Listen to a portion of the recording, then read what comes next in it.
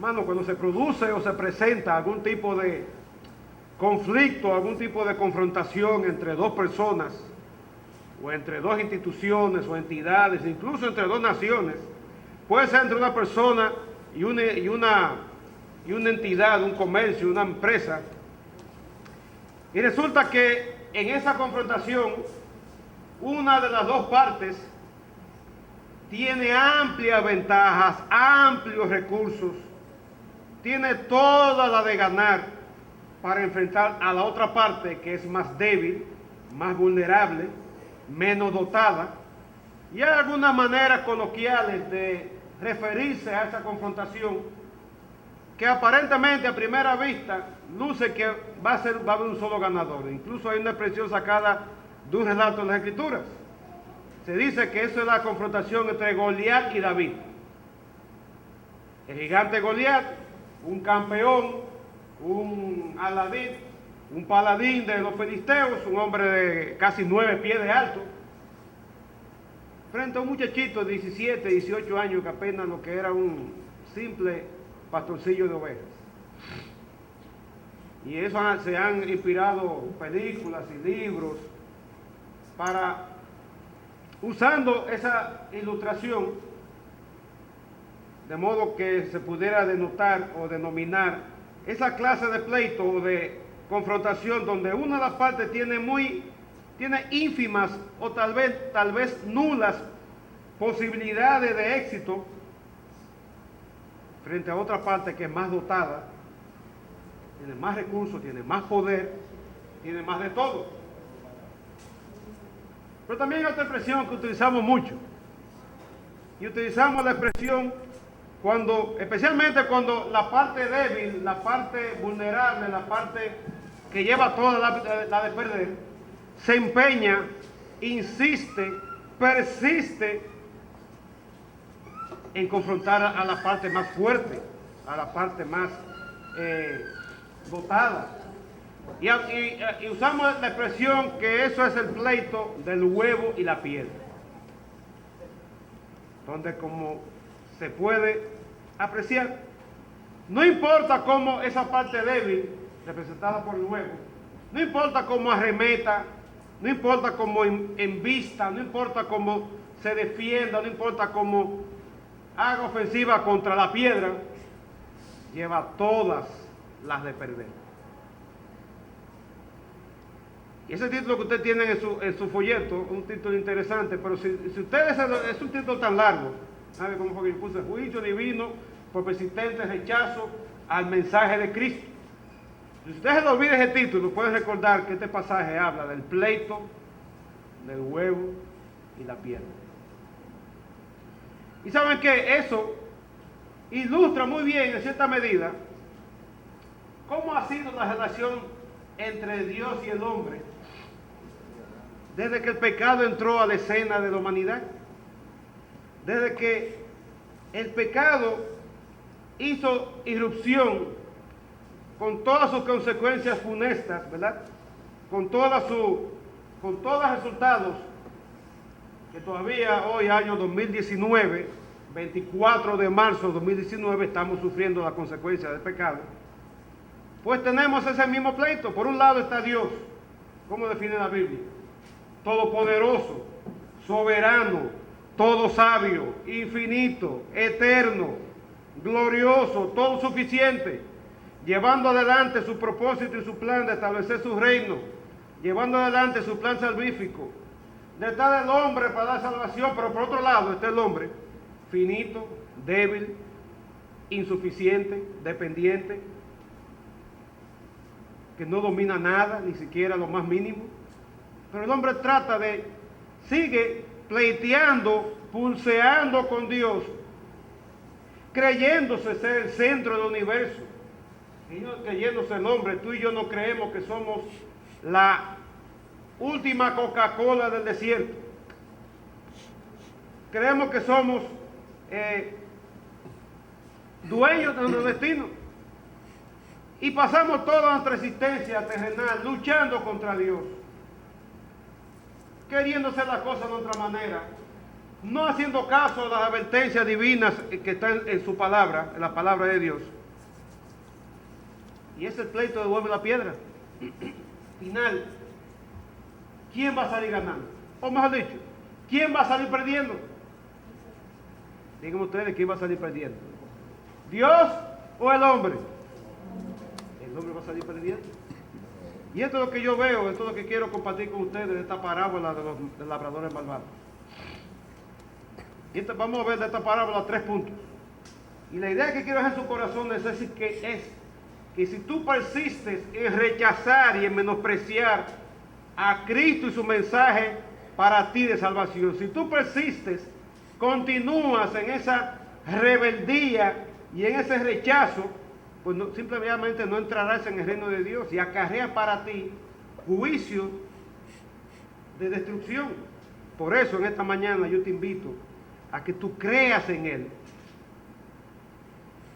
Tú creas en Cristo y su mensaje y produzcas presentes de frutos de arrepentimiento.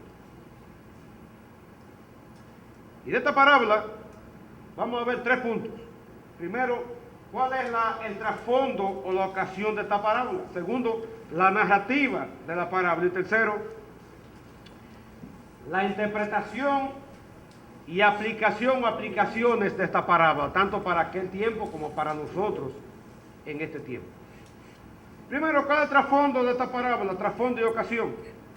Si ustedes van, simplemente den un vistazo a Mateo capítulo 21 del principio. La última vez que estuve por acá, hace 2 domingos, hicimos esta introducción, idéntica introducción. El Señor Jesús se encuentra en la ciudad de Jerusalén.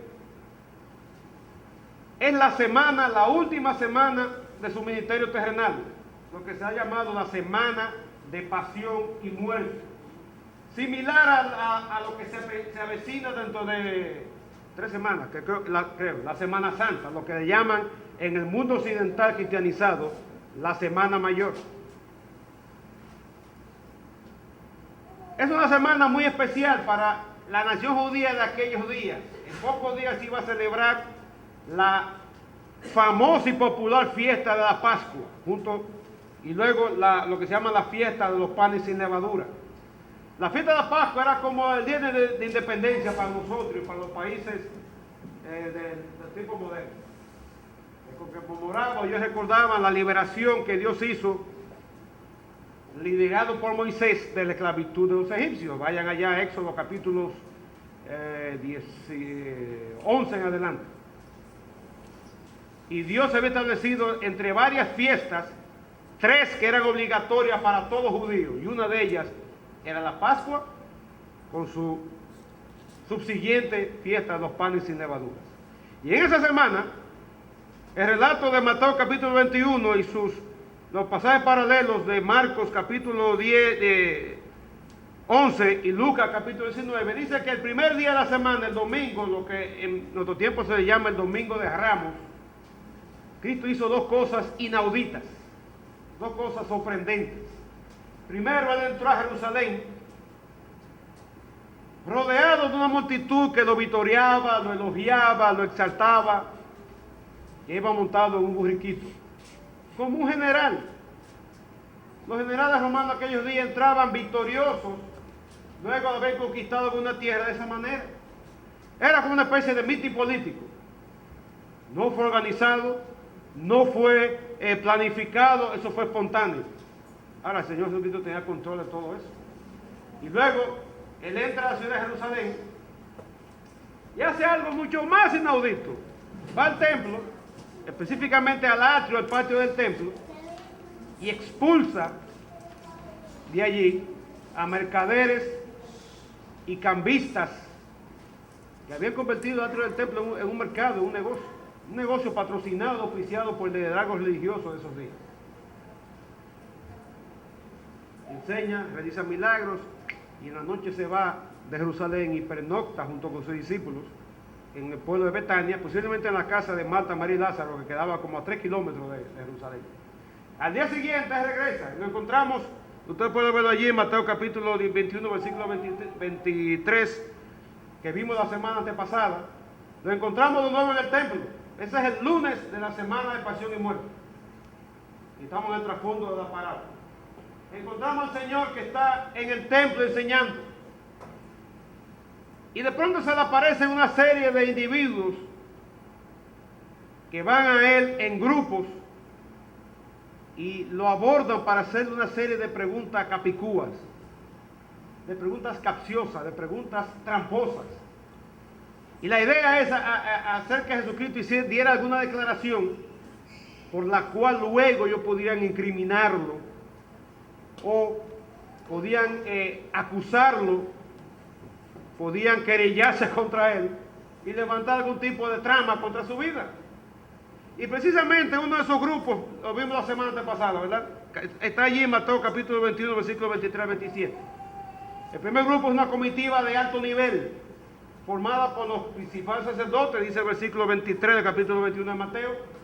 Los principales sacerdotes, los líderes religiosos del pueblo, los ancianos del pueblo, los líderes civiles, y dice Lucas que también andaban con ellos un grupo de sabios, fariseos y escribas, quizá como respaldo para que si Jesús decía algo, ellos fueran ahí mismo a la letra del Antiguo Testamento y lo refutaran.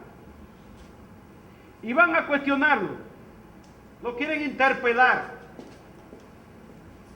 le quieren llamar la atención y le preguntan, ¿qué tipo de autoridad y cuál es la procedencia de la autoridad que se abrogaba para haber hecho estas cosas? Y esas cosas son, macroscópicamente, todos sus milagros y todas sus enseñanzas, y microscópicamente o particularmente lo que pasó el día anterior. ¿Quién era él para entrar a Jerusalén de esa manera? ¿Qué se creía él para expulsar a todos los mercaderes y a los cambistas del atrio del templo? Esa era la pregunta que ellos querían de él. ¿Quién tú te crees que eres? Y ellos sabían quién era él. Ya Cristo se había dicho 2 veces que él provenía de Dios y su autoridad provenía de Dios, pero ellos no querían creerla, no les interesaba creerla. Es más, ellos esperaban que diera alguna respuesta con la cual pudieran acusarlo de blasfemo, o quizás podían refutarle y ridiculizarlo ante el pueblo. Pero el Señor le dio una respuesta, ay, que a mí me encantaría ser así. Pero el Señor no me la da porque yo soy muy orgulloso. Y después yo estaré, que me la comí con esta gente. Pero ese Señor no me da esos mismos tipos de facultad. Pero el Señor no es así. Y le responde con un reto. Y dice, ok, yo le voy a dar un reto a ustedes. Si usted me responde a la pregunta que le voy a hacer, yo le voy a responder a su pregunta. ¿De acuerdo? ¿Está bien? El bautismo de Juan el Bautista, ¿de dónde era? ¿Del cielo o de la tierra? Y se la puso dura, se la puso en China. Yo no sé si ellos sabían aquella vez si China existía, aunque quedaba más cerca de lo que queda de República Dominicana, ¿verdad? Se la puso difícil. Y finalmente dijeron, no sabemos. Jesús le dijo, usted no sabe. Pues yo tampoco le voy a decir de dónde viene mi autoridad. Entonces el Señor le responde con 3 parábolas, que están ahí en Mateo, a partir de Mateo 21, a partir del versículo 28, y se extiende al capítulo 22. La primera parábola es la parábola de los 2 hijos, y sucintamente y brevemente, porque ya la vimos la semana pasada, el Señor los acusa o los reprende a los principales sacerdotes y a los ancianos del pueblo. Los reprende por su incredulidad y por su falta de sensibilidad ante su mensaje y el mensaje de Juan. Y contrasta esa actitud negativa, reacia, rebelde de ellos con la actitud que tuvieron los parias, los marginados por la sociedad religiosa y de aquellos días. Y le dijo que publicanos y rameras o prostitutas van delante de ellos del reino de Dios. ¿Por qué? Porque ellos oyeron el mensaje de Juan y se arrepintieron, como el hijo A, y dijo que no al mandato de su papá, y después arrepentido fue y obedeció. Mientras que los sacerdotes, los líderes religiosos y civiles, creían que se la estaban comiendo, creían que tenían a Dios agarrado por mala parte, creían que eran los niños bonitos de Dios. Pero era como el hijo B, y dijo que sí a la petición de su papá, y después no fue. Estos hombres rechazaban el mensaje de Cristo porque chocaba contra su status quo, chocaba contra su hegemonía y su jerarquía religiosa y social, y no querían humillarse para creer en el mensaje de este simple carpintero, según ellos, este aldeano de un villorrio oscuro y perdido por los lomos por ahí, llamado Nazaret, pero que era el Hijo de Dios encarnado. Y sigue siendo el Dios exaltado y glorioso. Y así caemos entonces en la parábola que nos concierne, a partir del versículo 33. Y le dice el versículo 33 de Mateo, y pueden tener, si quieren, pueden tener algún dedo puesto por allí en Marcos 12 y en Lucas 20, como en su versión de Reina Valera, dice debajo del título, el pasaje paralelo en los otros evangelios sinópticos. Dice que Jesús les dijo, oíd otra parábola. Y le ha dado la segunda parábola. Ya no propia de Mateo, sino que es común a los tres evangelios sinópticos, a Mateo, Marcos y Lucas. No menciona esa parábola. Y los recipientes de esa parábola son precisamente los principales sacerdotes y los ancianos del pueblo. Pero es interesante que Lucas dice que Jesús le dirigió esa parábola también al pueblo. Ahí había un grupo de personas que se habían reunido para escuchar a Cristo, habían ido al templo a adorar. Y al venir Cristo frente a la popularidad que Jesús tenía, el arraigo que él tenía, pues se tornaron para escuchar su mensaje. Y a ese grupo que estaba allí presente, y yo incluyo a los discípulos y a todos que estamos aquí presentes esta mañana, Cristo da esta parábola, llamada parábola de los labradores, o parábola de la viña y los labradores malvados. ¿Y cuál es la narrativa de esta parábola? Podemos dividirla en 4 partes, 4 divisiones naturales. La primera está en el mismo versículo 33 y presenta a los protagonistas de la parábola. Por un lado dice que había un hombre, varón masculino, oye, varón masculino, no neutro, ni arroba al final, varón masculino, padre de familia. La idea de padre de familia no es el que pone ahí en la esquina, pone una fritura y llena eso de basura, no pide permiso a nadie, y cuando van las autoridades a llamar la atención, ay, pero yo soy padre de familia. Esa no es la idea. Y ya lo dijimos en Mateo capítulo 20, si algunos de ustedes recuerdan, cuando vimos la parábola de los obreros, y la idea original que este hombre era un hacendado, como lo traduce la versión de las Américas. Era un amo, un dueño de una propiedad. Y esta propiedad era una viña. Como lo he dicho, en esta propiedad un terreno, dice que él plantó una viña. Y Cristo lleva a estos hombres a Isaías capítulo 5, que no lo voy a buscar para que ustedes lo busquen en su casa. Isaías capítulo 5, del versículo 1 al 7, hay una ilustración que da Isaías con respecto a Israel como una viña. Y más o menos las mismas ideas del cuidado que Dios tuvo para con Israel se reflejan aquí en este versículo, porque dice que ¿qué hizo este hombre con esa viña? Que plantó. Dice que él la cercó con un vallado. Puede ser una cerca de piedras, o como en algunos campos. Yo recuerdo cuando yo iba al campo de mi papá en la rancha, atención a hermanos del cercado, la rancha, y en los campos en ese campo habían esas cercas de unos setos, una especie como de cactus nativos. Y eso impedía que los animales depredadores entraran a los sembradíos, y una protección magnífica. Cada vez que yo leo el pasaje de Balaam, y andaba con su burriquito, dice que la burra vio al ángel allá al frente, y en un momento llegaron a un lugar estrecho, y la burra se pegó de la pared. Yo me acuerdo para mí que fue como aquello, porque no fue una pared, sino a algo que puso a Balaam a rozarlo, y sabrá Dios todos los rasguños y todo lo que le hizo. Bueno, este hombre mostró su cuidado hacia su propiedad, hacia su viña, primero rodeándola con un vallado para protección de depredadores y de intrusos y de gente, ¿verdad?, que van a buscar lo que no es de ellos. Dice que cavó en ella un lagar.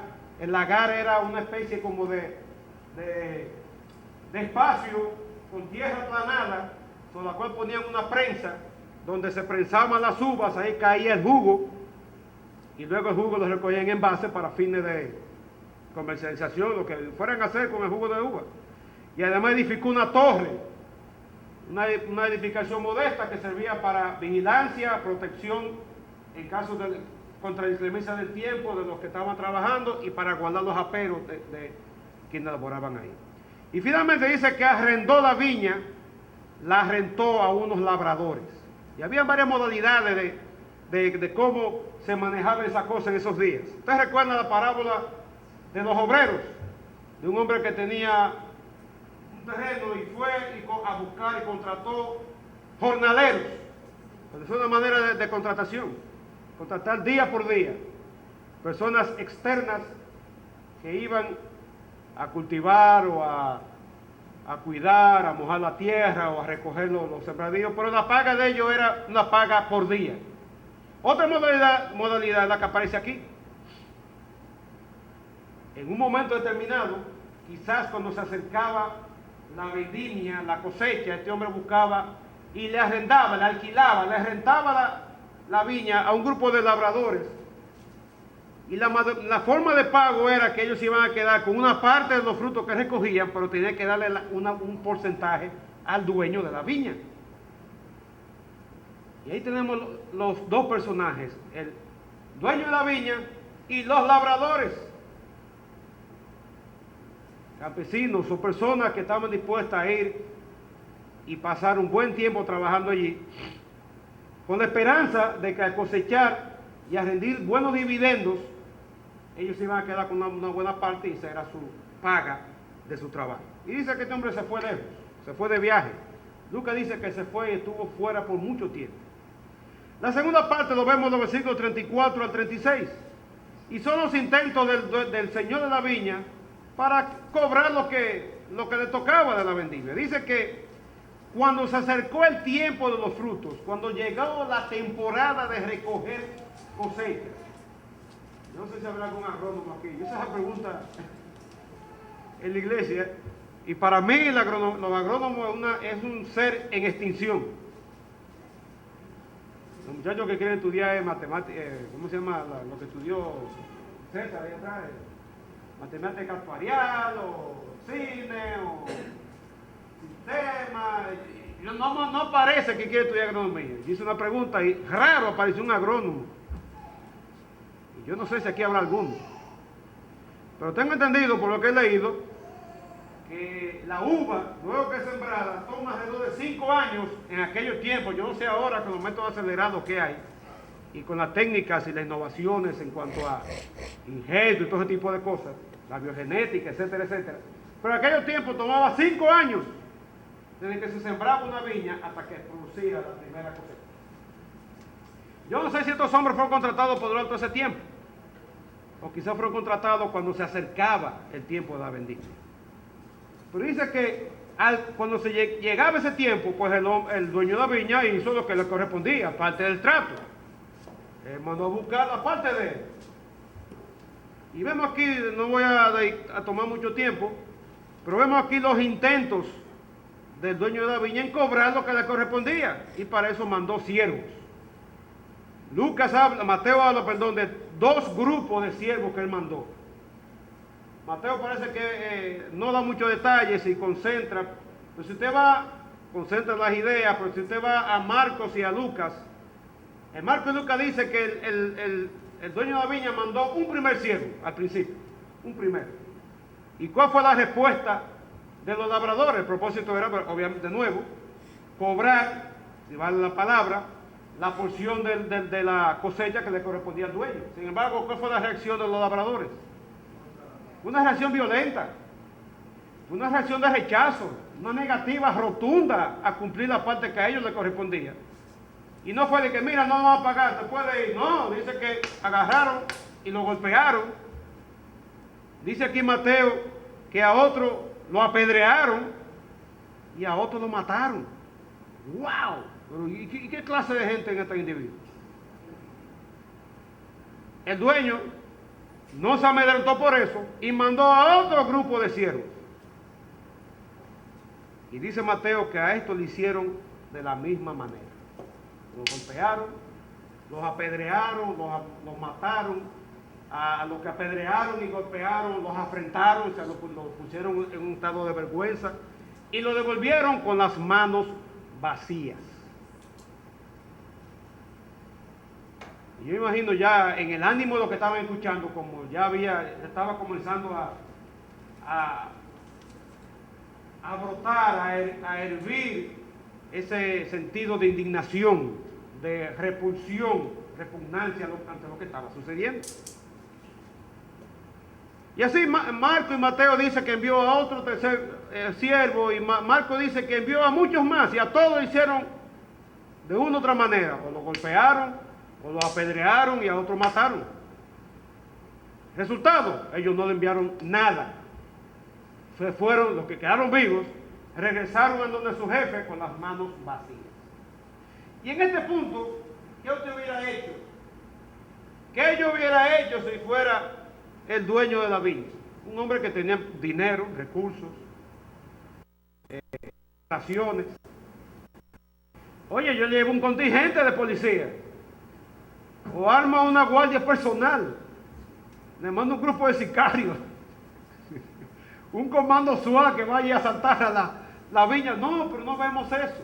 ¿Cuál fue la actitud de este hombre? Dice el versículo 37, que finalmente Marco y Lucas dice que él se encontró con un dilema. ¿Qué haré? ¿Cómo yo voy a convencer a esta gente que me den lo que me corresponde? ¿Qué o quién lo puede convencer? Pues yo tengo mi hijo, mi amado. Déjame mandarle a mi hijo. Y él lo envió, como dice aquí el versículo 37, con la convicción o con la esperanza, porque en otro evangelio dice, quizá, la convicción o la esperanza de que respeten a Dios. Como era, ¿verdad?, un enviado, ya no un simple siervo, un esclavo, ya era su hijo, incluso el heredero. Él esperaba que a su hijo ellos lo respetaran. Y ahí termina la segunda parte. La tercera parte de la parábola es el último y vano intento de este hombre por cobrar. Y es que le envía a su hijo con esa esperanza de que lo respetaran. Sin embargo, dice el versículo 40 que cuando llegaba, los labradores dijeron, oh, mira quién viene ahí. El hijo del dueño, el heredero. ¿Pero qué vamos a hacer? ¿Ustedes recuerdan lo que pasó con José en el capítulo 37 de Génesis, cuando Jacob mandó a José a investigar dónde estaban los hermanos? Y cuando llegaron, los hermanos dijeron, oh, mira quién viene ahí. El niño bonito de mami y papi, a quien papá le hizo la túnica, vamos a arrancarle la cabeza y vamos a ver qué va a hacer de él. Dice que Rubén, el hijo mayor, lo libró y luego lo vendieron como esclavo a unos madianitas que iban para Egipto. Pero aquí, estos hombres no tuvieron compasión. Dice que cuando lo vieron y lo reconocieron como el heredero, quizás pensaban que si era él que iba, tal vez pensaron que el dueño había muerto y le había traspasado la heredad al hijo, o quizás el papá en vida le había dado la heredad, y tramaron matarlo con el propósito de quedarse con la viña. Y esa era la intención del versículo 38. Dice el versículo 39 que efectivamente hicieron lo que habían tramado. Cuando llegó el joven o el hombre o el muchacho, lo agarraron, me imagino que le dieron su tunda, lo golpearon de mala manera, lo mataron, lo echaron fuera de la viña, y ellos creyeron que habían ganado el pleito. Y pasamos entonces a la cuarta parte de la parábola, el desenlace. Y es interesante que el desenlace, Mateo dice que Cristo pregunta en el versículo 40, cuando venga el señor de la viña, ¿qué hará a aquellos labradores? Figúrese que usted está en el grupo allí y usted está escuchando esto, y está escuchando algo insólito, algo inconcebible. ¿Cómo va a ser que estos labradores fueran tan malos, tan perversos, tan abominables, que hicieran esto al hijo de este hombre, al heredero? Ya los ánimos estaban por aquí, y esa gente estaban rojos de indignación, de furia, como cuando usted ve alguna de estas series que nos llevan a un clímax. Y dice, ¿qué es lo que va a pasar más adelante? Ya yo he aprendido que la serie, yo puedo escribirla como yo quiera, porque soy un guionista que hace, y está jugando con mis emociones, por tanto yo voy a jugar con la de él. Pero aquí esto no es una serie de Netflix, ni de ningún canal de televisión, ninguna película de cine. Posiblemente fue una historia real que el Señor usó como una parábola, como tema una parábola.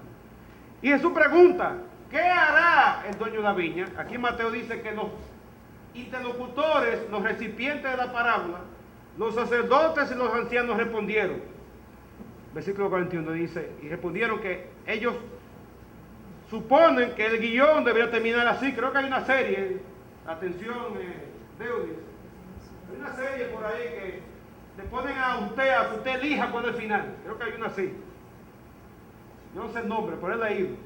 Nunca la he visto, ni me interesa verla. Pero vamos a suponer que Cristo puso a los sacerdotes y a los ancianos a que elijan el desenlace de la parábola. ¿Qué hará el dueño de la viña? Y rogó, pero a los malos destruirá sin misericordia. En el original un juego de palabras. A los malos destruirá malamente, sin compasión, y arrendará su viña a otros labradores que le paguen el fruto a su tiempo. Pero es interesante que en Lucas, Cristo es quien pregunta, así como Marcos. Cristo pregunta y responde. La misma pregunta y la misma respuesta que dieron aquí, pero es Cristo que la responde. Sin embargo, en Lucas hay la reacción del pueblo. Recuerden que le dije que en el pasaje para de Lucas pone al pueblo, a los que estaban presentes allí escuchando a Cristo, como receptores de la parábola, además de los sacerdotes y los ancianos. Y en Lucas es la respuesta del pueblo cuando oyen ese desenlace. Y ellos claman, oye, líbreme Dios, sálvenos Dios, no nos pase eso. Y yo creo que el pueblo entendió el final de la parábola, pero los sacerdotes y los ancianos no lo entendieron. Y ahí terminamos con la parábola. 4 puntos sencillos, una parábola sencilla, un desenlace o una trama que llevó a un clímax inesperado, inaudito. Así era la parábola del Señor. El Señor saltaba con cosas que nadie lo esperaba, pero para ponerlo a pensar, ponerlo a reflexionar. Y pasamos entonces a la última parte de este mensaje. ¿Cuál es la interpretación de la parábola y la aplicación de la misma? Y el Señor Jesucristo no da la interpretación per se. Pero es interesante cómo Él comienza. Dice el versículo 42 que le da como una especie de boche. Ustedes que son los sacerdotes, los ancianos, los escribas y fariseos, los doctos en la ley, ustedes nunca han leído en la Escritura. Entonces el Señor le trae un pasaje de Salmo 118, unos versículos de Salmo 118, versículos 22-23, unos versículos algo enigmáticos, como que no tiene nada que ver con la parábola. Pero veremos a continuación que sí tiene que ver. Por algo el Señor lo trajo a colación. Y en Lucas dice que el Señor le dijo al pueblo que estaba escuchando, le habló no con esa reprensión y dándole ese boche, sino le dijo, ¿qué puede ser lo que está escrito? Dice que lo miró con amor, con ternura, con compasión, y le dice al pueblo, ¿qué puede ser lo que está escrito? Y lo mismo que le dijo a los fariseos, a los líderes religiosos, se lo dice al pueblo. Ese pasaje de Salmo 118, versículo 22-23, la piedra que desecharon los edificadores ha venido a ser cabeza del ángulo. Es cosa maravillosa delante de Dios. Es cosa maravillosa delante del Señor. El Señor ha hecho esto y es cosa maravillosa a nuestros ojos. Le dice, ustedes nunca han leído eso.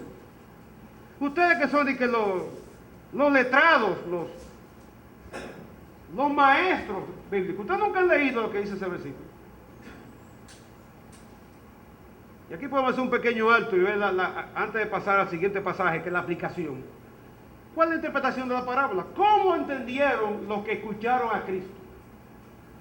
Definitivamente creo que está claro para todos los que estamos aquí, y para ellos también obviamente, que el Señor de la viña representa a Dios Padre. La viña, si traemos el pasaje de Isaías, la viña representa a la nación de Israel. ¿Cómo Dios cuidó a Israel desde que estaba en Egipto, cuando se los sacó de la esclavitud de Egipto, los llevó por el desierto, los alimentó? Dice la Biblia que, wow, Yo no sé si a las hermanas aquí les gusta la idea. Dice que los zapatos de ellos no se gastaron en 40 años. No cambiaron de zapatos y no se les gastó. La misma ropa, 40 años. Dios los alimentó con maná, con codornices de vez en cuando. Cada vez que agua, desierto. Mire, yo nunca he estado en un desierto y ni espero estar. Pues desierto no hay nada, absolutamente nada. Arena y arena. Y Dios sustentó a Israel 40 años. Los cuidó, los llevó a la tierra prometida. Actualmente estoy leyendo a Josué. En mi lectura del Antiguo Testamento durante todo el año estoy en Josué y vemos cómo en Josué Dios le dio tantas victorias a Israel. Los cuidó, los preservó, puso un vallado, los guardó. Eso ilustra, la viña es la nación de Israel y Dios cuidando esa viña. ¿Y los labradores quiénes son? Son todos aquellos líderes que Dios puso para que velaran y cuidaran de la nación de Israel. Entre ellos sacerdotes, todo el sistema religioso, todo el sistema sacrificial, ceremonial. Y luego le dio reyes. Saúl, David, Salomón, etc. Hasta llegar al tiempo presente. Y le dio maestros. El propósito de que cuidaran espiritualmente a Israel. Pero ¿qué hicieron ellos? Usted puede la denuncia en el libro de Jeremías, en el mismo Ezequiel. Cómo Dios habla de ellos, que ellos eran como ovejas engordadas, que solamente se satisfacían su propio vientre en detrimento de las ovejas débiles, las ovejas vulnerables, las ovejas enfermizas. Estos labradores representan a estos líderes que Dios puso para que guiaran a su pueblo. Los siervos enviados por el amo, ¿a quiénes representan? A los profetas.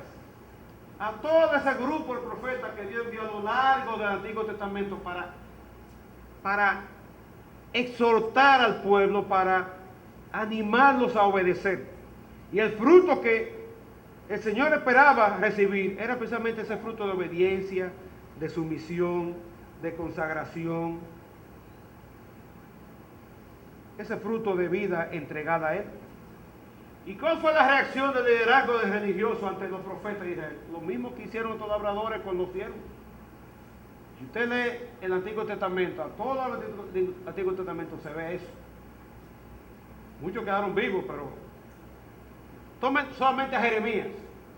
Jeremías tuvo una posición difícil, porque a Jeremías le tocó predicar con una Jerusalén sitiada por los babilonios. Y el mensaje de él era un mensaje antipatriótico, si fuera moderno, ¿verdad? Un mensaje de un traidor. Ríndanse ante los babilonios, dice Dios. ¿Cómo no vamos a rendir ante los babilonios? Pues tú eres un traidor. Y varias veces atentaron contra su vida. En una ocasión lo metieron en una cisterna vacía para que se muriera ahí adentro. Y le dieron su petacazo a Jeremías de vez en cuando. Fue fea Y así pasaron otros. Y lo invito a que lean al final del capítulo 11 de Hebreos. Y en el final del capítulo 11 de Hebreos habla de cómo una serie de hombres dice que algunos experimentaron golpes, unos fueron aserrados. La tradición dice que Isaías murió aserrado. El rey Manasés, dice la tradición judía, y lo serrucharon en dos partes.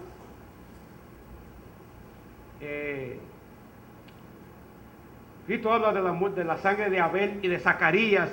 Creen que ese Zacarías era el nieto del sacerdote Joiada, que el rey Joás mandó a matar porque Zacarías, ese sacerdote, lo denunció.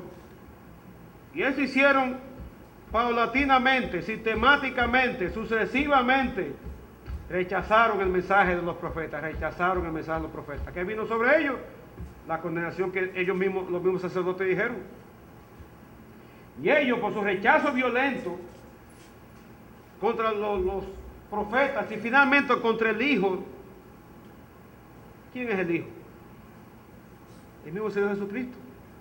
Y el Señor está prediciendo lo que iban a hacer dentro de pocos días. Estamos hablando del lunes de la semana de pasión y muerte. Y 3 días y pico, quizás 4 días después, el Señor Jesucristo, tiene que ver con su futura crucifixión. Pero cuando dice que Dios lo levantó y lo hizo cabeza del ángulo, tiene que ver con su resurrección y su exaltación en gloria. Y el hecho de que Cristo es el eje central y tiene el papel protagónico en el plan redentor de Dios, en el plan divino de establecer su reino aquí en la tierra. Y yo entiendo que ellos así fue como lo entendieron. El pueblo lo entendió y ahí cayeron los sacerdotes y se dieron cuenta en el gancho que ellos mismos se metieron. Entonces la aplicación está en el versículo 43 y 44. Y con esto concluyo. Y aquí yo veo dos aplicaciones, una inmediata y particular. Versículo 43, Cristo le dice a los sacerdotes y a los ancianos: por tanto digo, que el reino de Dios será quitado de vosotros. Y Cristo con eso estaba dando quizás el puntillazo final de desechar a la nación de Israel por el rechazo que habían hecho contra su persona y contra su mensaje. Eso mismo que más luego lo iban a entregar. Y ese mismo pueblo que lo aclamaron el día anterior y que ese día lo estaban escuchando y que dice al final del pasaje, o lo dice creo que en Marco y Lucas, que le tenía como profeta, ese mismo pueblo, 4 o 5 días después iban a gritar: crucifícale, crucifícale. Pero Pilato le diría: pero el rey de ustedes. No tenemos más rey que César, crucifícale. El reino se ha quitado de ellos y dado a gente que produzca los frutos que el reino está esperando, y esa es la iglesia.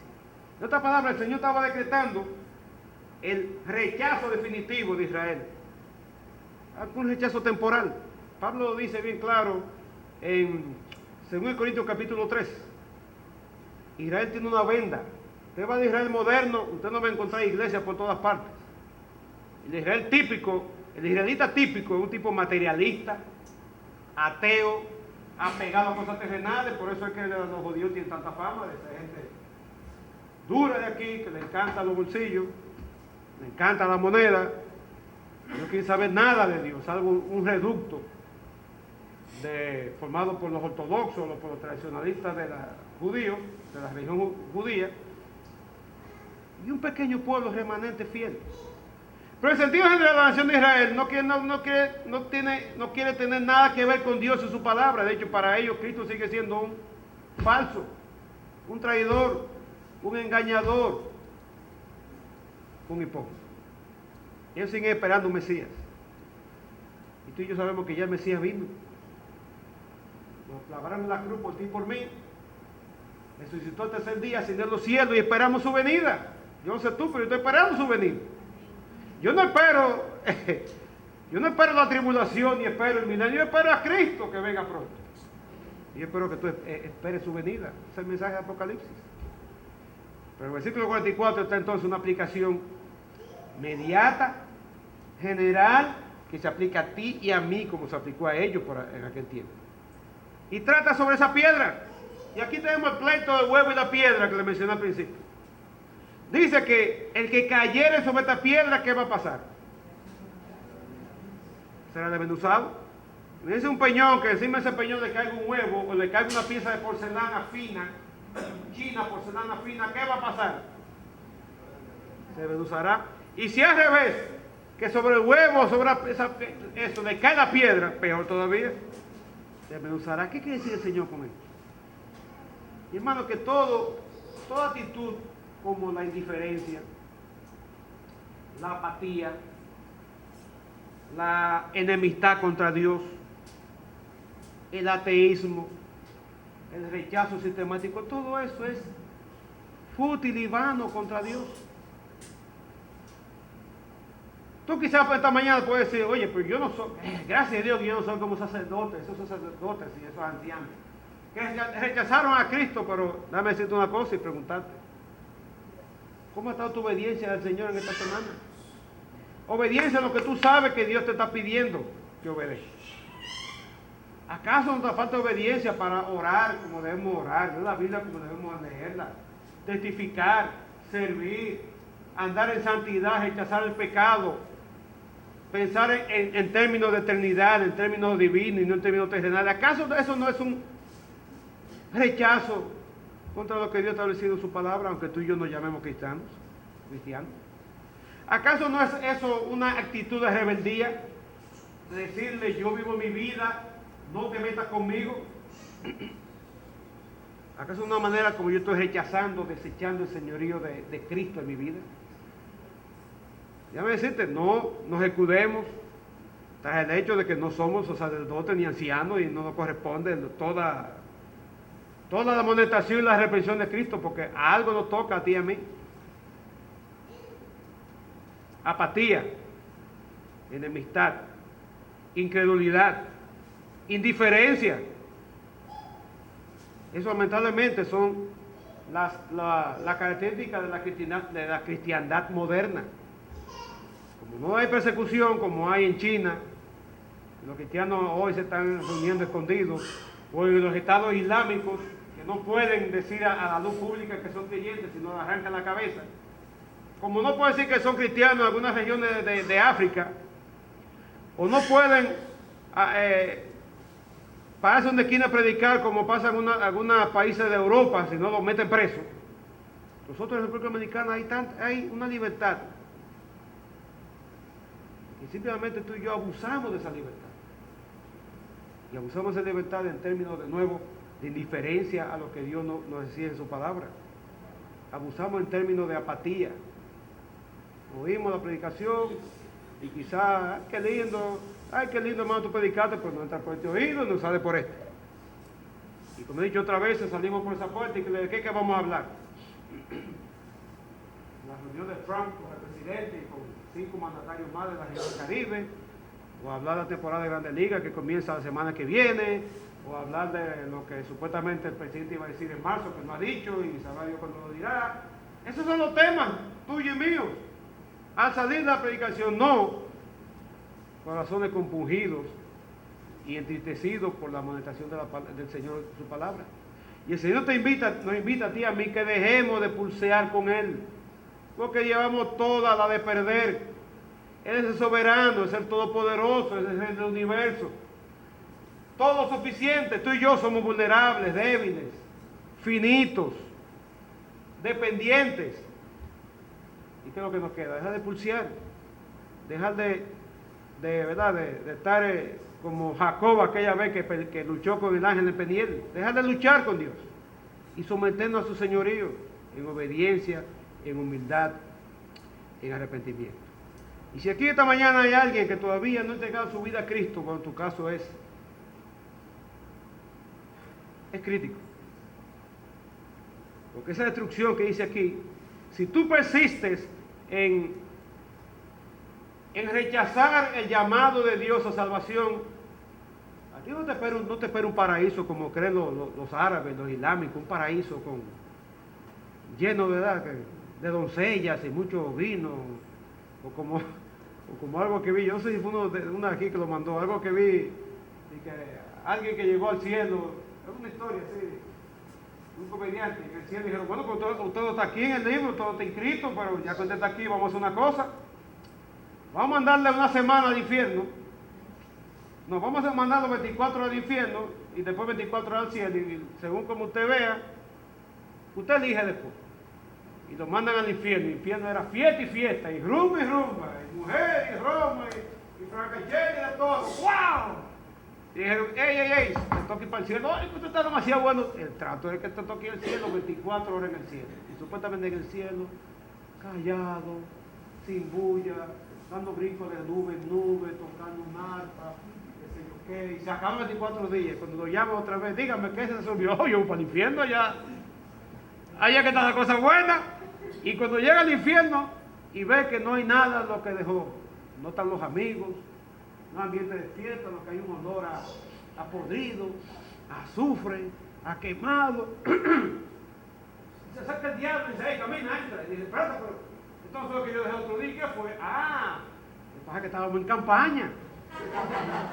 Estábamos en campaña, pero esta es la realidad que te espera. Es un chiste de un cómico, yo no sé si será que hizo o no, pero cuando usted muera, usted no va a tener opción de decidir si usted muere sin Cristo.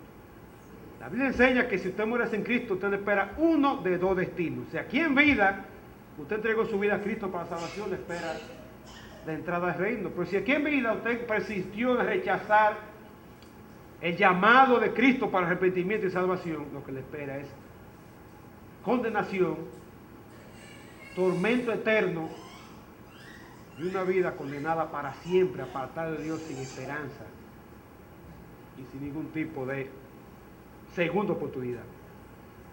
Así que, perdón, le animo. Si tú no has entregado tu vida a Cristo para salvación, hoy es un buen día.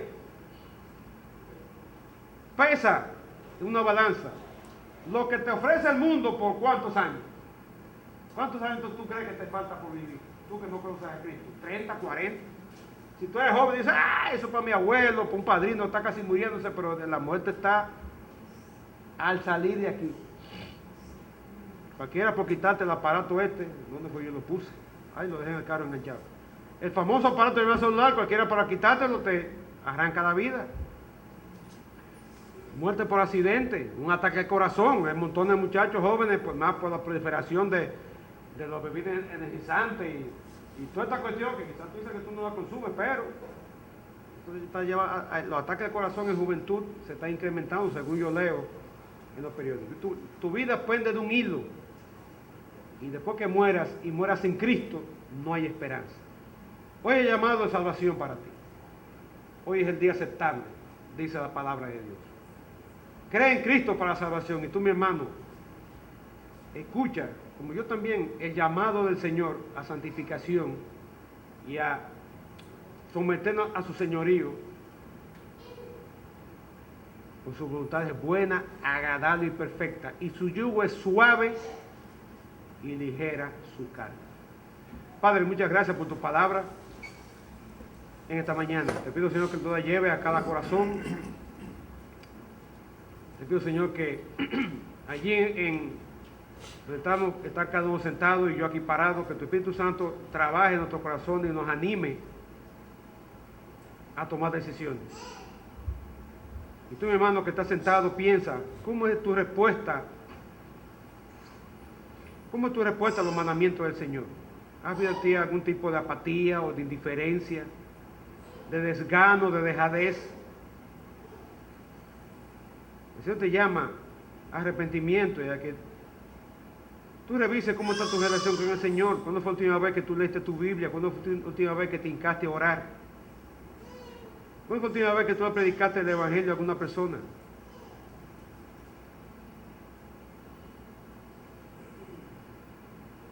Y si aquí hay alguna persona que todavía no ha conocido a Cristo como el Salvador, yo te pregunto, ¿qué te impide venir a Cristo para la salvación?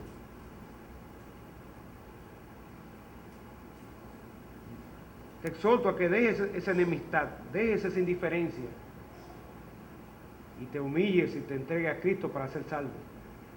Tus amigos, tus bienes, la diversión, nada de eso te va a servir para el día que te encuentres con Dios en aquel juicio para condenación. Y el Señor te da hoy la oportunidad de que tú entregues tu vida a Cristo para salvación. Y tú lo puedes hacer allí en tu asiento.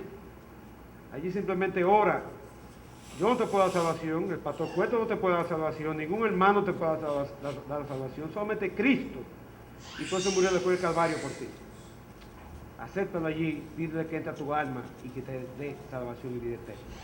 Y Padre, haz tu obra entre nosotros y glorifícate para que tú seas quien reciba todo el honor y toda la alabanza en tu iglesia, donde te vida eterna esta mañana, en el nombre de Jesús. Amén.